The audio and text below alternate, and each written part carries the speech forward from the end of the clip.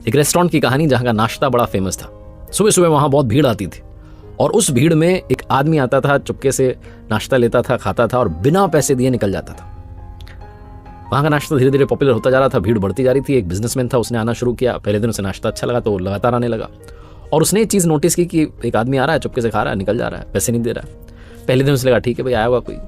लगातार जब उसने देखा कि 4-5 दिन, हफ्ता हो गया, ये तो आता ही जाता है, इसका नुकसान कर रहा है रेस्टोरेंट वाले का, तो उससे रहा नहीं गया। वो गया रेस्टोरेंट के मालिक के बारे में पूछा, बोले कहाँ है? बोले वहाँ बैठे हुए हैं।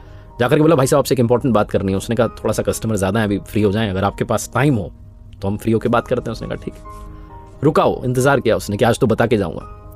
जब भीड़ कम हो गई, लोग कम हो गए, कस्टमर कम हो गए, तो गया फिर से मालिक के पास, बोला भाई साहब अब बात करनी है, इंपॉर्टेंट बात है, ध्यान से सुनना। बोले बताओ। बोले आपके यहाँ पर एक आदमी आता है, जब भी भीड़ पड़ती है ना नाश्ते के लिए, तो चुपके से आता है, नाश्ता लेता है, लेकिन पैसा नहीं देता, बिना पैसे दिए नाश्ता करके निकल जाता है।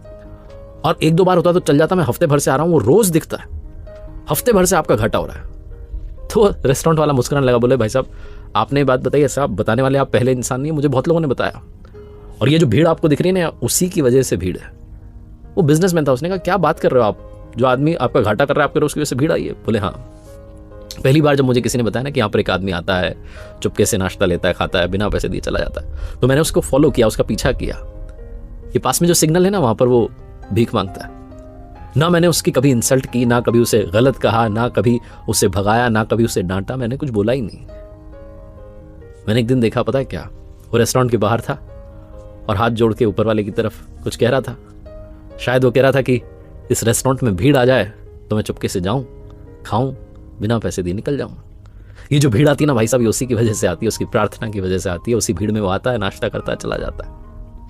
बिजनेसमैन की आंखें खुल गई, उसे समझ में आया कि ग्रेटिट्यूड क्या होता है। वरना वो सोच रहा था कि एक कस्टमर आकर के नुकसान कर रहा है, तब भी बड़ा नुकसान हो रहा है।